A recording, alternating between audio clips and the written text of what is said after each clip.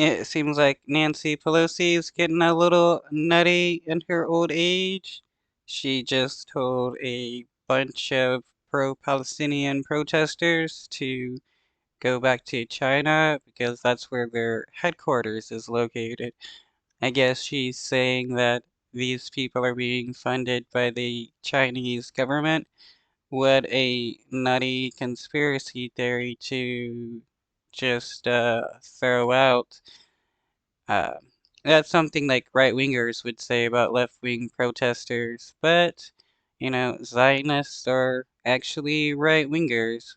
They support a right-wing, a far right-wing government, no matter what it does, even if it's genocide. So people like Nancy Pelosi, Joe Biden, and people like John Fetterman, they say they're left-wingers, but they're actually right-wingers. No, it was an inside job. That was an inside job. Most of your constituents want stop the genocide, stop the Holocaust. The Democrats want the ceasefire. The Democrats want the ceasefire. The Democrats want the ceasefire. She tells them, go back to China where your headquarters is. It's like, what's going on in that nutty brain of yours, Nancy?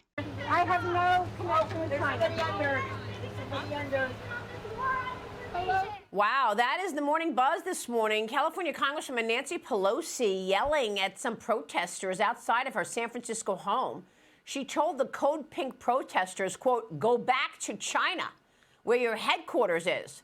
She also said that on CNN, there's Russian influence behind the U.S. pro-Palestinian activism. Doug, look.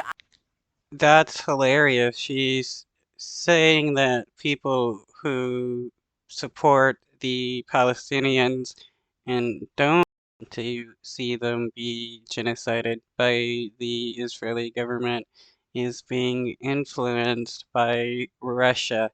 Like, that is totally bogus. I just find it hilarious how, like, insane these uh supposed left-wing Democrats are.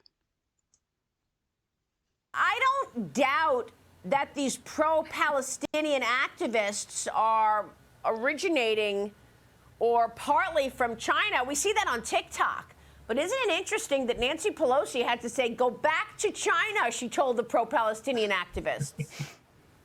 Yeah, these pro-Hamas, Palestinian, however they want to call themselves, it is interesting. But what is even more interesting to me is that somewhere there must be a part where the Democrats can actually take out the hypocrisy, mechanism in their body. Nancy Pelosi had nothing to say when Trump officials were being attacked, Republicans were being attacked, in public places when Maxine Waters was saying go get them in public and harass them in restaurants. But yet when it happens to her, she gets all upset about it. This is the hypocrisy that America is seeing. But it is interesting she called them out to go back to China.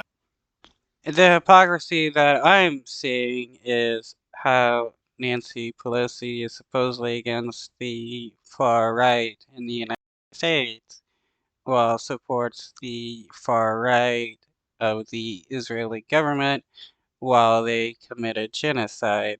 It it is very hypocritical for them to do that. Uh, it shows that they're actually far right wingers themselves. Again, coming out from this former speaker, it's just the epitome of what you see in a Democratic Party that has absolutely no self-awareness. I mean, she knows, Cheryl, that the pro-Palestinian activity is coming from China. I mean, it is part of the propaganda machine that communist China has put on America. But she's in it. No, people are pro-Palestinian because they don't support a genocide by the Israeli government. This is quite hilarious how uh, the Israeli government lost their case of genocide at the ICJ, and people still want to make it seem like the Israeli government is the good guys when they're committing genocide against the Palestinian people. No, the Israeli government aren't the good guys in this case. The innocent Palestinian civilians are the good guys. Nobody's in support of Hamas here. She's in a real spot. The shoes are on the other foot here with Nancy Pelosi, aren't they? I know. Well, exactly. I mean, all of a sudden, don't come to my Russian Hill neighborhood, to my, multi-million-dollar home, and get in front of my driveway. And by the way, if you watch the rest of the video, message to Code Pink: leave the dog out of it. I mean, they lay in front of the car to try and stop her from leaving her driveway. Leave the dog at home. I mean, but look, Code Pink has really gone off the rails, in my opinion. They've come into committee hearings in Washington, and they've just gotten ridiculous. And the fun. The people that have really gone off the rails are those that still defend the Israeli government, even though they're committing a genocide against the Palestinian people. The same people on the left wouldn't support right-wing Nazis wanting to commit a genocide. So why do they support the Israeli government committing a genocide? Makes no sense whatsoever. Both are right-wing extremists. There's been a lot of funding questions about where the money is coming from for Code Pink, not just from China, but also from some other, progressive sources. But whatever. She's also tried to call out, Vladimir Putin. Well, Vladimir Putin's the one that wants this to happen. She's just mad because it was in her driveway. Yeah, I guess so. Brenda, do any of these hostilities? Another thing that's funny is how whenever there's protests that people don't like, they always accuse the protesters of being funded by some outside group that is notoriously disliked by the United States, or is seen as the bad guys in some sense. It's a very bogus way of trying to discredit protesters.